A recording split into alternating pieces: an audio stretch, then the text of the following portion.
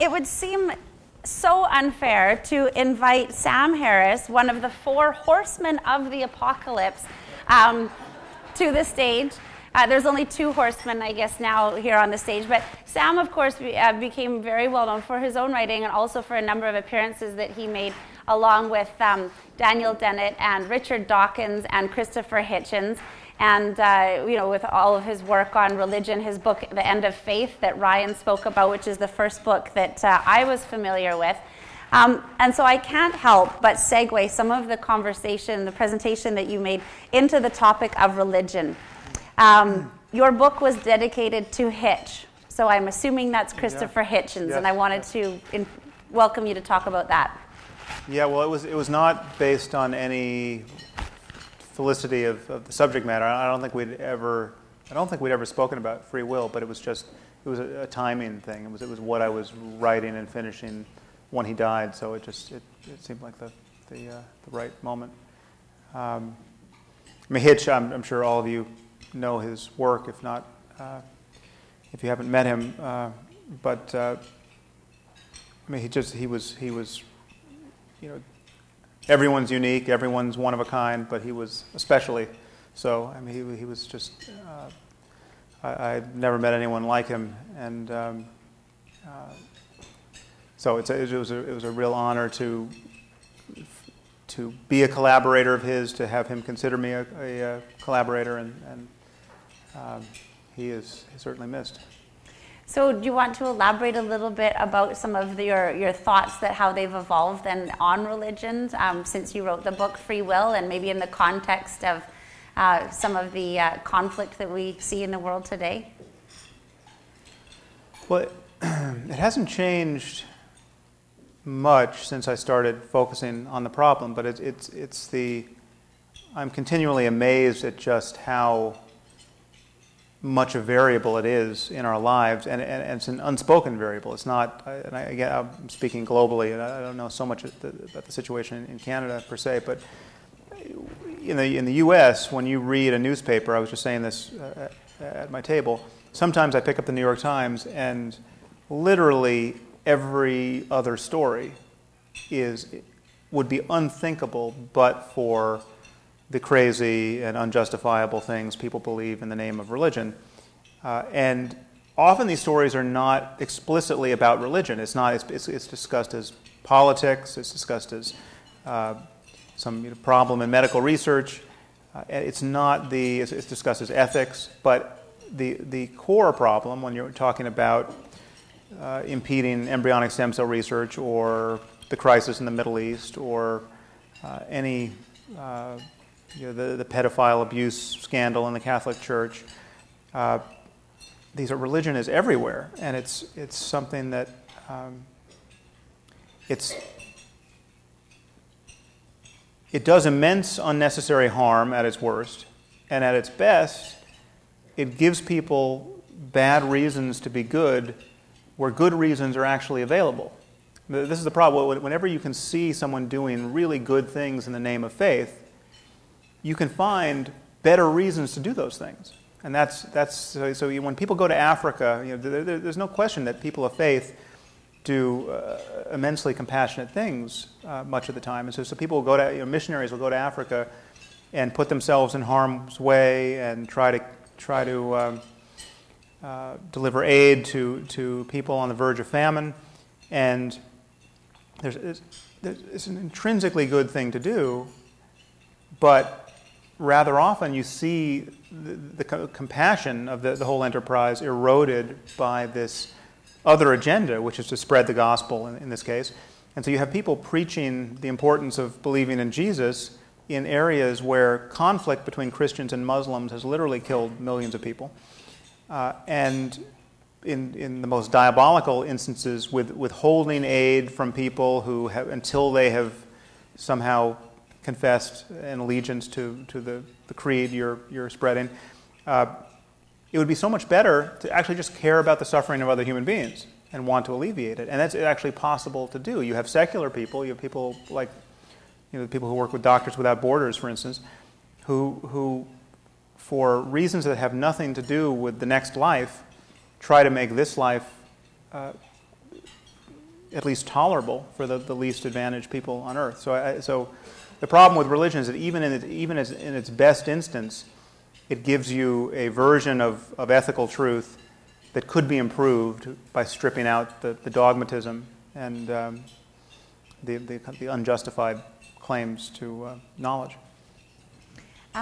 You had mentioned when we were just talking earlier that the concept of free will is quite anathema to those who subscribe to the view in religion that people have free will. Could you elaborate on the controversy that you've caused in that area? Well, the claim that free will is an illusion is anathema. That's precisely what you can't believe if you want to take any of these faith-based religions seriously, because when you look at the response to the phenomenon of evil. So in religion, you have what's called the problem of theodicy, or the problem of evil. And the answer, so the question is, so how is it that an omnipotent and omnibenevolent and omniscient God would allow the Nazis to round up little boys and girls and kill them? And the answer coming from religion is, well, people have free will, and God, even though he wouldn't countenance this sort of thing, free will sort of on the ground floor of our situation, and even an omnipotent and compassionate God couldn't stop the Nazis. That's not what this place is about. Now, of course, that answer to the problem of human suffering doesn't cover all of the other sources of needless human suffering which an omnipotent God would be responsible for, like tsunamis and epidemics and smallpox killing 500 million people in the 20th century. That has nothing to do with free will, and that is obviously something that God should be held to account for. But this notion of free will is the best answer that religious people have come up with for the problem of human evil after thinking about it for almost 3,000 years. The problem is that this idea of free will doesn't make any sense. And it's also the only justification for the notion of sin and the notion of that a person could be held responsible for turning away from God or not being convinced by the evidence of God or not believing in God. And we're in a very perverse situation. We've been given this faculty of reason. We've been given a desire for evidence. And perversely, we've been given an ability to write better books than the books God has supposedly written. And yet we are told we're going to be damned for eternity if we don't believe every single jot and tittle of the text. And that's just... Free will is the thread upon which all of those claims are strung morally. I mean, retributive justice, divine retributive justice, makes absolutely no sense. It's just pure sadism if you strip out this idea of free will. It's fascinating. I'm going to take the microphone over here. Mark has a question, and it's not very often that you can say, well, I don't know, are you like a brain surgeon? And, I can actually say that about Mark, and he's going to ask you some questions about brains and neuroscience. I wanted to actually just say that I'm an amateur neuroscientist, but my day job is brain surgery. So you actually cut brains, yes. But I'd like to thank you, Dr. Harris, actually for a fascinating, tantalizing discussion that you brought forth with the preamble to the dinner.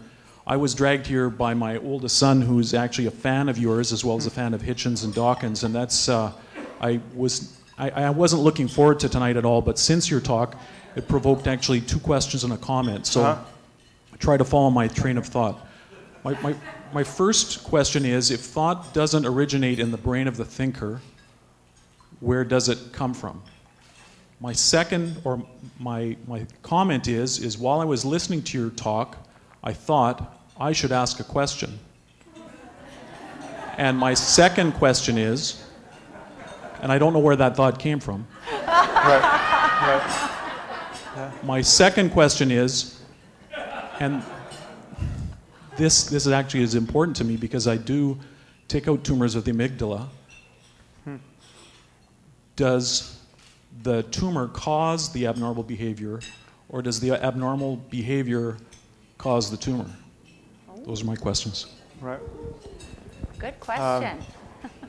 Well, the first question is that clearly thoughts do originate in the brain, or at least there's every reason to believe that they originate in the brain. Now, it depends on just how far you want to trace back the chain of causes, because obviously you can trace it all the way back through the history of your brain and your conception, and you can go on back to the Big Bang if you want to keep looking for just the sheer chain of causality. But it's not unreasonable to draw a circle around the proximate causes of any thought or behavior and say, well, yeah, it's this state of your brain in this instant that is producing that thought, and kind of sort of start the clock running right there. The problem is, from a objective point of view, all of that is happening based on prior events, which you didn't create, and which are exact. So your brain, the microstructure of your brain, it's both anatomical and functional state. You know, the charges at every synapse are exactly as they are in this instant and no different. And that constrains what you do and think in the next instant completely. And if you think there's something else that is part of the formula, that something else is also just as mysterious and just as deterministic. Even if that something else is piped in from another dimension as a Christian soul, it's still, from the point of view of your conscious experience, is not something you are responsible for.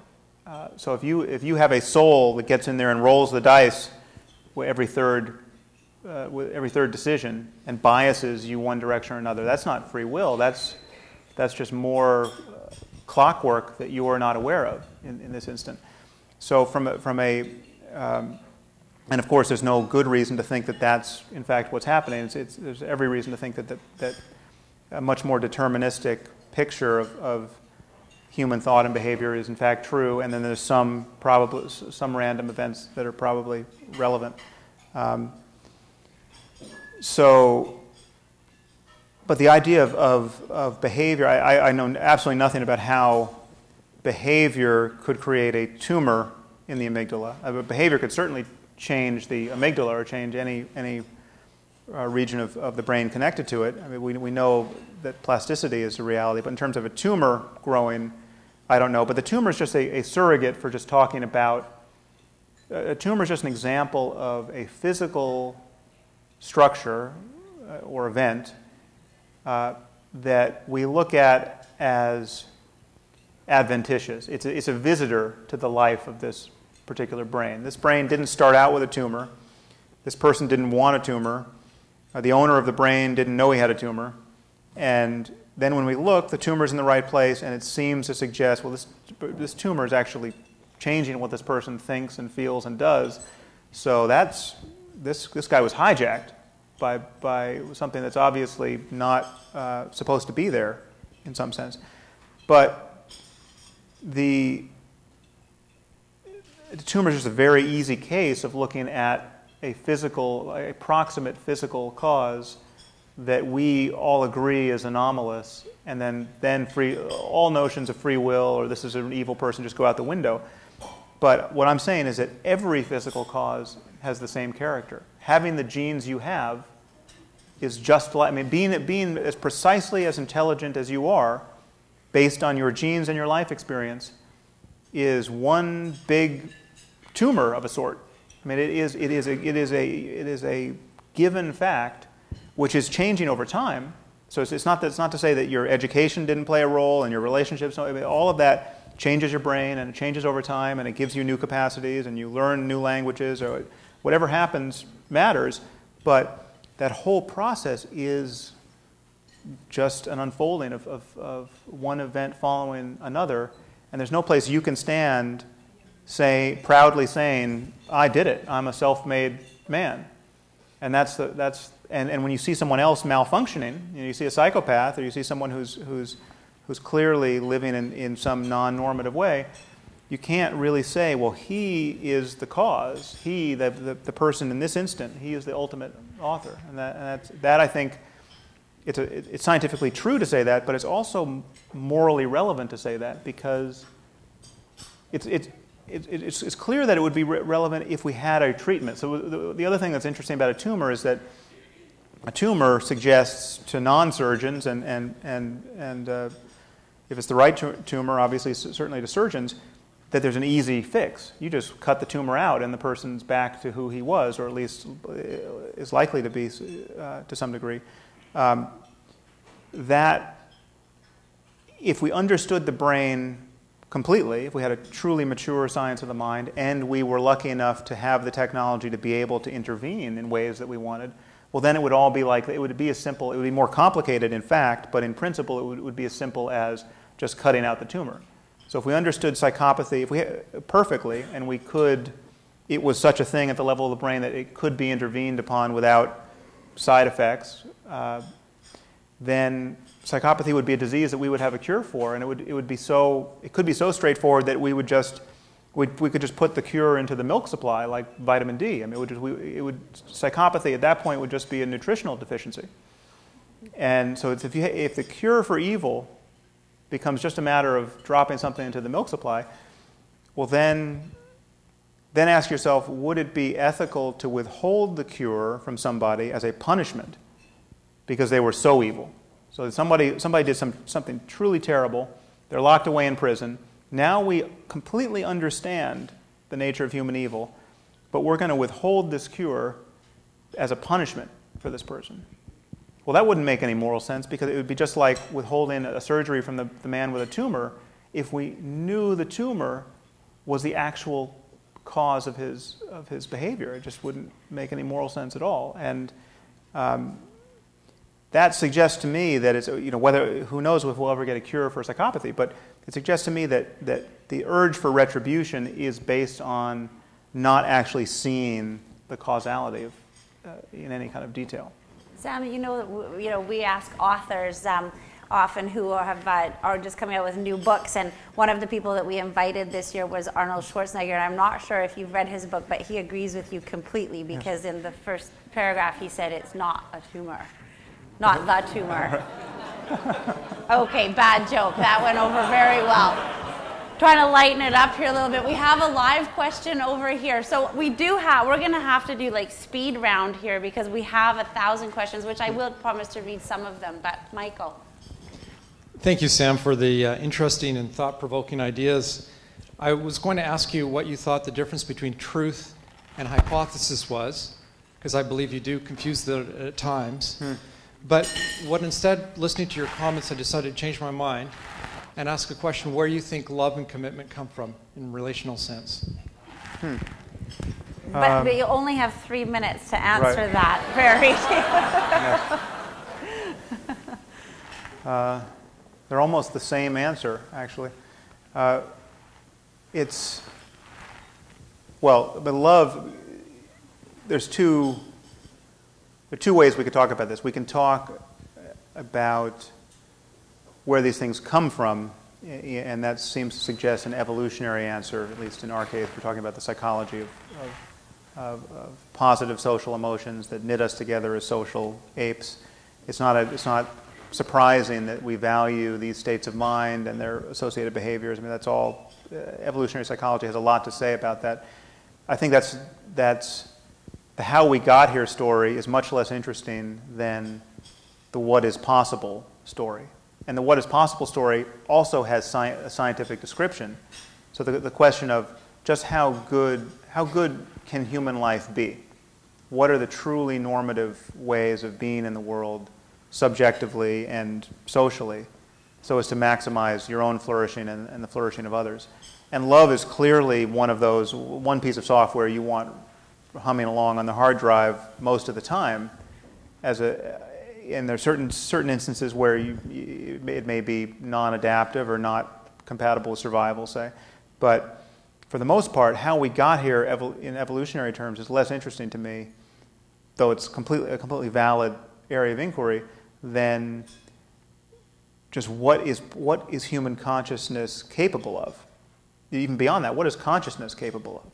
And are we in danger of designing computers that can suffer more than we can? So I mean, that's a question that has an answer, and depending on the answer, there are ethical implications there. Now, I don't spend any time worrying about conscious computers at the moment, but at least there's a truth there, whether or not we can find the answer. And I think love is one of where it comes from is not nearly as interesting as why it matters, given all that we know, given the range of conscious states we have available.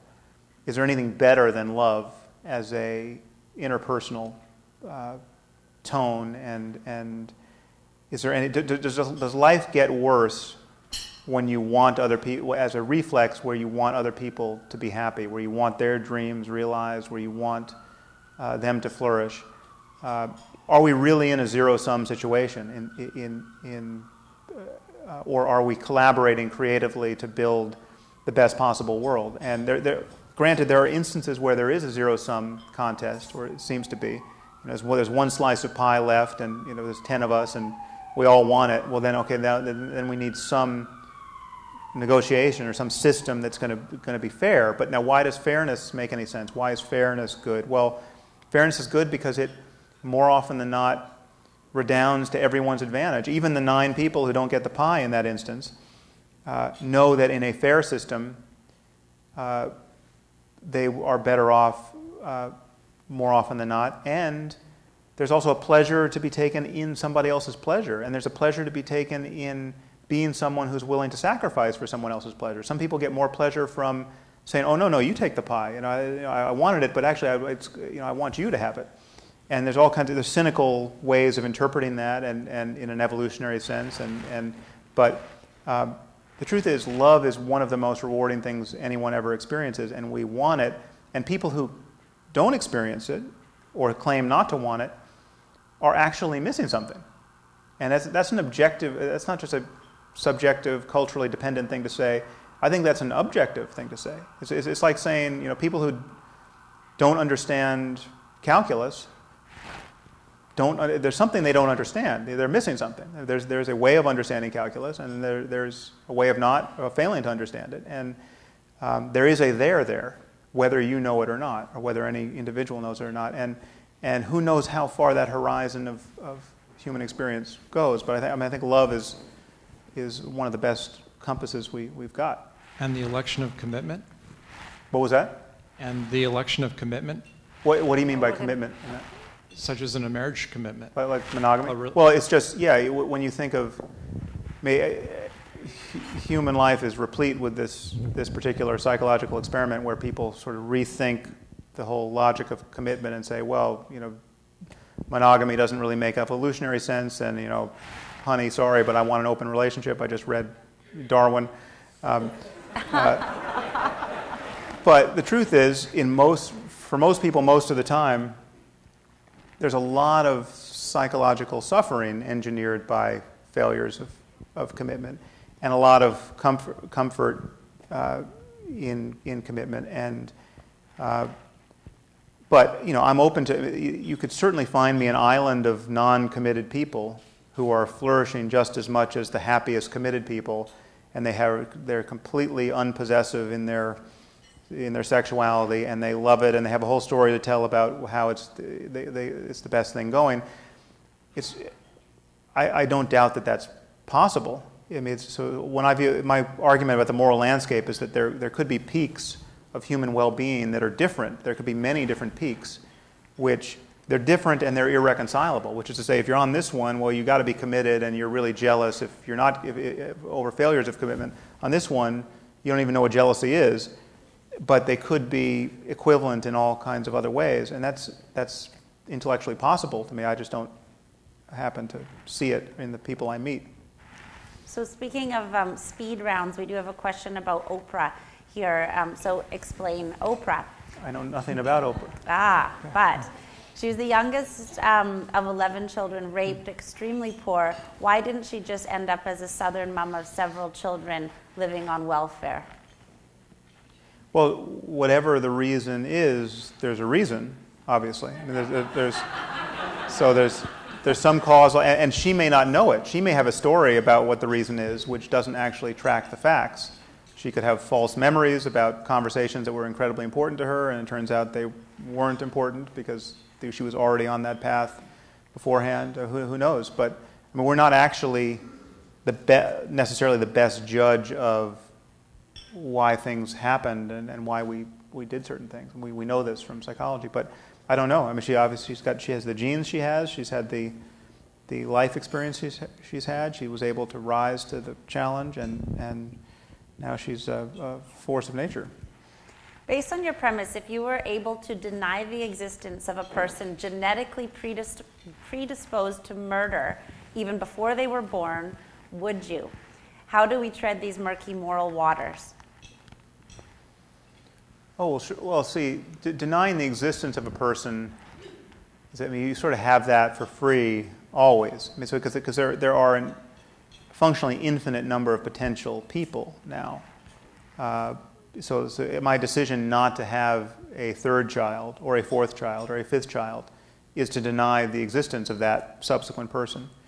In fact, with genetic engineering, just scratching my nose is to commit a holocaust of potential people, because all of these cells are potential human beings given the right manipulation.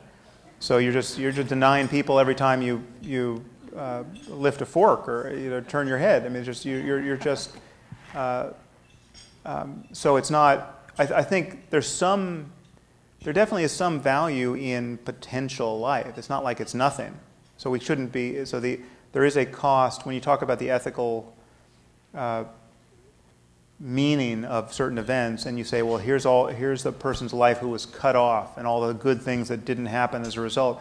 That hypothetical life is meaningful to somebody. But what if it's like the 4-year-old that you were talking about? So if you look at a 4-year-old and you go, we've kind of studied, your genes, we've studied your experiences so far, and chances are you're going to turn out to be as odious as Saddam Hussein's son. Do you picture a society where we have so much knowledge about the human brain that we start making decisions on people because of what we believe they will do, based on your hypothesis? Well, I don't see the prospect of our getting there in sort of kind of a Minority Report way of pre-crime. I don't see that being in the cards certainly anytime soon, but. Or even in principle, it may just be may be too complicated to ever predict the behavior of a system as complex as the human brain that far in advance. I mean, it's hard to predict. Ironically, the best way to predict what somebody is going to tend to do is just to ask them. I mean, that's why talking to people actually.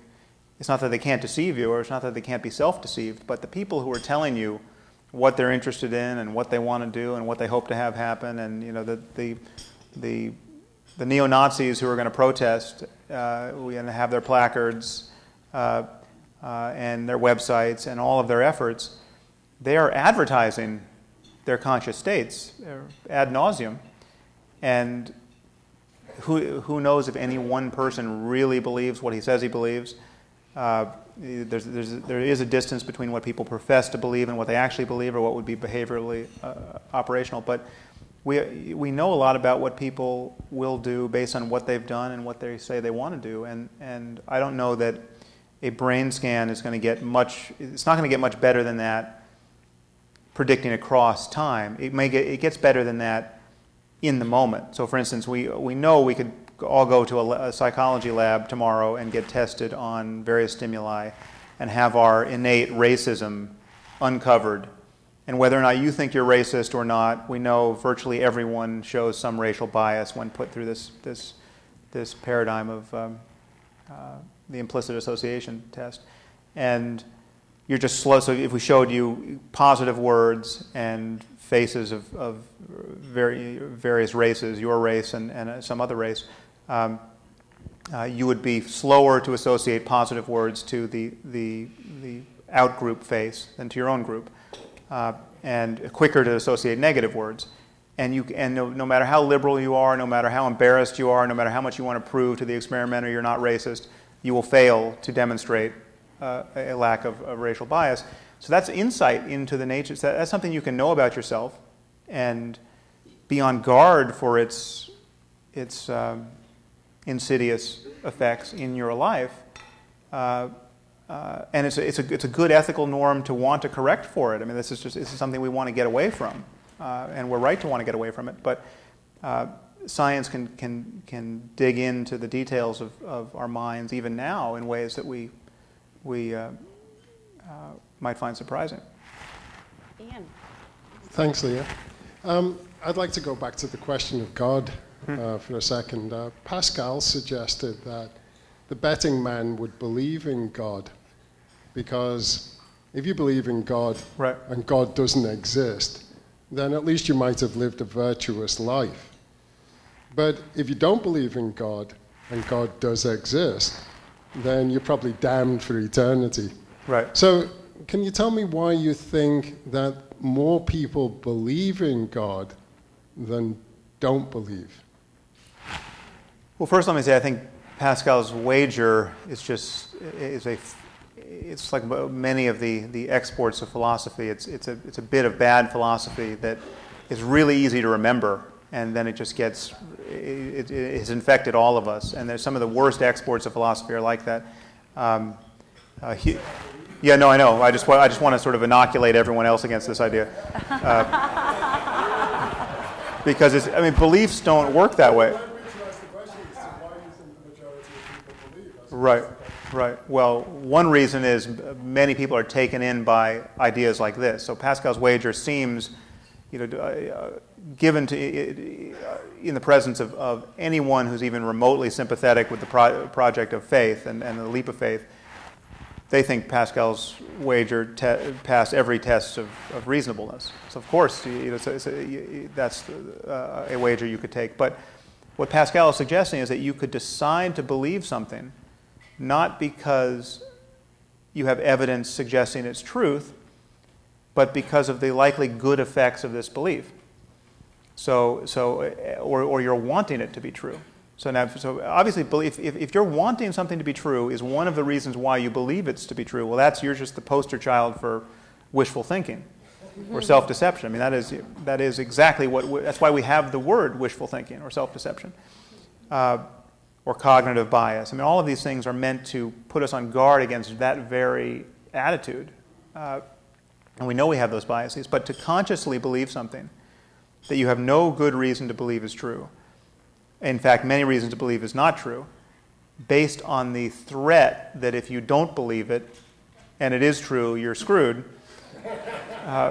that is not something you can do in the full light of consciousness, or so I would imagine. If you're someone who claims to have done that, you sort of you were on the track to believe this anyway, and now this is something this is a game you play in terms of justifying it. Beliefs are not like clothing. You can't. Their comfort and their utility can't be our reason for adopting them, and so I think Pascal just was not being kind of honest on that point, but. Why are so many people religious? Well, it's not that there's no. It has many effects that could be beneficial to groups. It enforces a kind of in-group coherence, and may energize certain groups in competition with other groups to all be organized around the same otherworldly God and behavioral taboos and superstitions. But I think that the deeper issue is that we have this feature of our minds of forming beliefs about that. We have language, we have cognition, we have a desire to understand what's going on in the world, which is not hard to explain. And we've had this for as long as we could. I mean, just imagine what we were like when we knew absolutely nothing, when we really were just apes trying to find food. and at odds with everything in the world that we didn't understand, including strange conspecifics, which is other apes who were not on the same team. And we begin this project trying to figure out where we are and how to make things better and how to organize ourselves. And religion is in some sense, the first effort to do that. It's like to intuit order in the world and to personalize that order. To say, so when you see a bolt of lightning, to think that that is, you're in relationship to something that is raining down that bolt of lightning. And that there are unseen forces that you could somehow propitiate in order to make life better. I mean, we come from a species in almost every culture on earth that practice human sacrifice for the explicit reason of propitiating angry gods for all manner of things, to change the weather, to make sure buildings would stay up. I mean, we used to bury children alive in post holes dug under the foundation of buildings as a way to just to hope that the buildings wouldn't be knocked down by earthquakes or wind. This is what happens in the absence of engineers. This is how we respond to the vagaries of nature. So this is where we come from. And I mean, it's a miracle. So what's not, to my eye, what's strange is not that we have still so much religiosity around us. What's amazing is that anything works at all. You know, that we have figured anything out. And so it's when you just look at how religious enthusiasm and conviction has winnowed on every specific question where it has really collided with science over the last, I mean, in the West, and not to speak of Christianity specifically. When you look at, before there was a germ theory of disease and before there was anything like real medicine, we had no idea how people got sick. I mean, people were just dropping dead all around us. Unless we saw them clubbed over the head, we didn't know why. And so the answers to all of these problems were religious. It was the evil eye, it was demonic possession, it was God striking you down for blaspheming. So when the bubonic plague started raging in Europe, we were literally cutting people's tongues out for blasphemy as a response to the plague, because we had no idea what we were dealing with. But the moment we develop a scientific understanding and response to the mechanisms of disease, all of these questions get answered now in the purview of science. And now the people who are performing exorcisms on their epileptic children, they are a total aberration, at least in the West. I mean, there are certain places where they're not. And that is the thing to notice about that is a unidirectional process. I submit that there is no question on which science was once the authority, but now, after years of progress, that authority has been ceded to the church, right? But there are a functionally infinite number of questions where it has run the other way, and that's just going to keep happening. So I think it's fascinating just to think about, if we were to project ourselves 200 years into the future, what would we be laughing about that we are doing today in our society? I am conscious of the time that we've got two more questions, and I'll ask the final one. We've got one at the back. Hi, Sam. Welcome to the most secular city in Canada. Oh, thank you. In North America, maybe. I'm with the Centre for Inquiry. We're Canada's largest free thought skeptical organization. Yeah. I think you're familiar with us. I'm an atheist, very proud to say so, like you are. So I have a concern about your free will argument. And it's that 7-second or 1 second gap that opens up between when our subconscious makes a decision and when we act, that there might be room there for the religious to have the soul enter that gap. Right. And I wonder, first of all, if you think that that's a legitimate a problem that exists with your argument, or is the soul just like a tumor? Well, as I said, I don't think the soul helps. I think that if you don't know what your soul is going to do next, you're not in control of your soul. So it's the gap isn't really. I don't even need the gap. So you can trim down the gap to nothing. And so let's say the moment you're conscious of deciding is in fact the first moment that your brain or your soul kicked off this decision. You still don't know why it was the way it was. So if I say to you, you're completely free right now. I'm gonna ask you to think of something, a category of thing. You can pick anyone you want. You're completely free. Think of a city somewhere on Earth other than Vancouver. Just take as long as you want. You can have as many candidates. You can go back and forth. Whatever you decide on. Right now, the first thing to notice is that there's all these cities whose names you know, and let's say you know. So Cairo is a city, and you just didn't happen to think of Cairo. Let's say you were trying to decide between Calgary and New York and Paris, and for whatever reason you picked Paris, but Cairo you never entertain. You absolutely know that Cairo is a city. So the question is, for whatever reason, Cairo was not in the cards, whether it was a state of your brain or a state of your soul. So my question is, were you free to pick that which did not occur to you to pick? And I think the obvious answer is no. You were just not free. Cairo was not happening. And for a reason you can't explain, which is completely set up by the prior state of the universe, soul included, whatever. And obviously, I don't think there's a good reason to import a soul into the clockwork, but the soul doesn't help this particular problem. It's still fundamentally mysterious. Bill, we're going to jump to you. Yeah, just one. So for me, I think to get this free will thing, I got to come back to a concrete example. And lawyers, no animal, but go back to Penn State and Jerry Sandusky. Uh-huh. So if I believe in free will, which presumably a lot of people who were on that jury and the judge did, they did something. So I accept your analysis and your premise, and I don't want to be just dancing on the head of a pin. What do I do different? What does that change to what I'm going to do? And how I'm going to deal with that? If what I do, presumably you're telling me it's not determinism, so what I do with him is going to affect others, because it's part of their experience. Well, that's still determinism. So what do I do? Yeah. Why does this at all matter to me in terms of dealing with that? Well, what would I do different? I think it depends what you mean by you. I mean, there's you and then there's society. So what society should do is we shouldn't think in terms of retribution. We should think purely in terms of what's going to prevent suffering and what's going to alleviate suffering. We should think of restitution. We should think of deterrence. We should think of all the important things that actually matter in terms of mitigating human suffering, the suffering of kids in this case, and their parents. So Sandusky is, I view Sandusky and anyone like him just very much like a grizzly bear, in the sense that he didn't make himself, and if I were him, I would be him. I mean, I'm actually not responsible for the fact that I'm not him. By some accident of good fortune, I don't have the problem that Sandusky has. And the problem includes his intentional behavior, his conscious behavior, his unconscious behavior, his desires, his resistance against his desires, his failed resistance. The whole complex, whatever it was like to be Sandusky, by sheer good fortune, I don't have to be that guy, right? And I'm very grateful for that.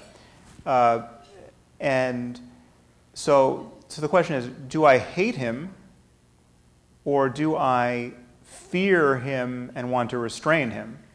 And it's certainly the latter. Now, I'm as susceptible as anyone to hating somebody like that. I mean, I have a 4-year-old daughter, so you get me started thinking about the problem of sexual predation on kids. I can get worked up, but when I'm thinking clearly about the situation, I know that no pedophile is truly responsible in a deep sense for who he is, and the remedy, for whatever the remedy is for the problem of pedophilia, comes at the. Perhaps there will at one point be a cure for pedophilia. So we can see that whatever conformity of your brain is at age 10, you're at risk to be a pedophile, and we know this as clearly as we know that you're at risk for heart disease or early onset Alzheimer's, or whatever you could make it as probabilistic or as ironclad as you want. But insofar as it became ironclad, we would look at it as an affliction, and we would offer a remedy if we had it. Now, if we don't have a remedy, we would lock people up to protect everybody else, and that's what we should do. So, but the difference is retribution makes no sense, and all of the and the hate and the interpersonal hatred of people who are bad actors makes no sense. So compassion makes sense. Compassion is compatible with locking someone up for the rest of his life if there's no cure if there's no way to stop him from harming others. You can still feel compassion for that person. Now that may be certainly asking a lot if you happen to be the parent of one of those kids or one of the kids, but I don't think it's asking a lot of a sort of an institutional doctrine of creating a society that just views. Again, the retribution doesn't. If we're just looking at grizzly bears and sharks and all of the other risks in the world that are kind of agent-driven, retribution doesn't make sense in that. Yet, but protection makes sense. Keeping the bears out of our living rooms makes sense. And so there's not necessarily a difference in terms of the steps we would take to protect ourselves, but there's a different. In certain cases, there are.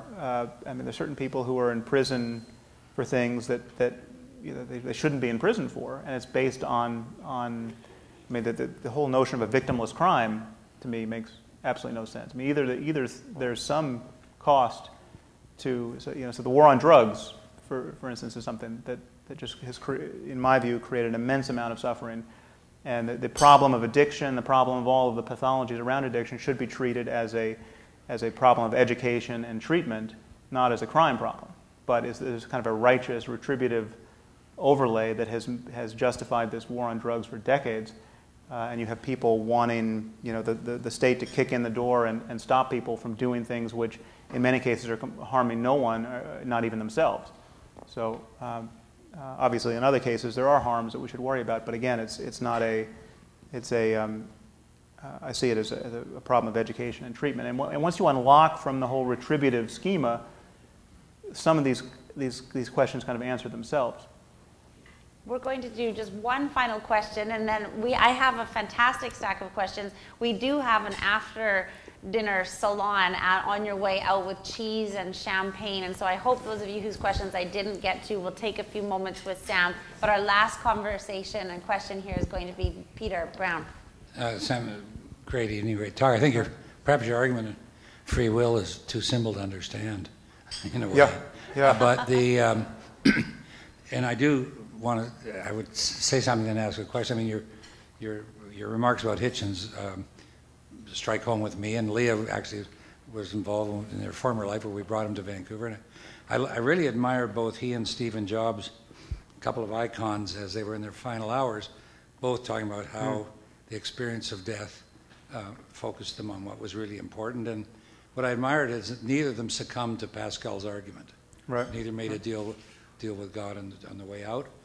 And I thought that Hitchens particularly, he said it was a hard thing to practice, and secondly, that he was afraid that he might get well because it would prove that all the people that prayed for him would be right. But going back to your argument about what is God's and what is science.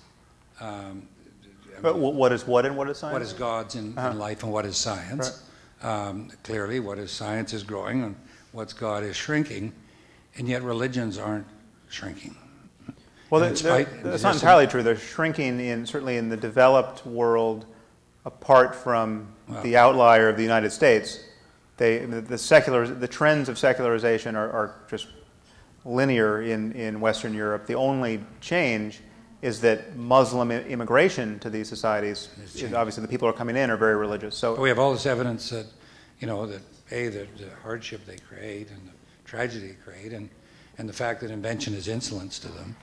And then you look at it. It seems to me, yes, I see it growing, but their ability to make mischief is, with all the science we have, it seems to me as great as ever. And somehow there's this phenomenal need in man for 2,000 years. We've been drawing gods in caves, right? I mean, it doesn't seem to. And maybe your argument of, I hope it's the fact that we don't have free will that allows it to grow. Hopefully, if we did have a free will, we would see it a little differently. Well, I think we at the core of religion, so all of the false consolations of religion that are, it's understandable why people want them. So you have your child dies. Religion is the only story that makes that a non-problem. Religion is the only story you can tell yourself or be told by others, which, if believed, just cancels the reason for grieving, if you could really believe it. Because now your child is in heaven, which is a lot better than Vancouver, and you will get there after death. Unless you live in Toronto. Right. Yes, so there's that, but there's also just the fact that there's a range of human experience that is incredibly positive and interesting, self-transcending experiences of a sort that lie at the core of most religions. Whoever Jesus was, in fact, historically, the literature that testifies to his view of the world, where you hear propositions like loving your neighbor as yourself, that's bearing witness to a kind of consciousness that many people have experienced that should be incredibly interesting and worth encouraging. And when you've had that one problem, and there's a problem I'm trying to address in my next book, the problem is if you wake up tomorrow morning loving your neighbor, all neighbors, all of humanity, all sentient beings as yourself, if you have this sort of mind-blowing experience of compassion and unconditional love that completely transforms your mind and life and your expectation of what it is to be a human being and how good life can be, and you are such a dazzling person that when you come out of your house, everyone recognizes that something amazing has happened to you and they just want to hang out with you because you've got such good vibes. Okay, that is something that happens, right?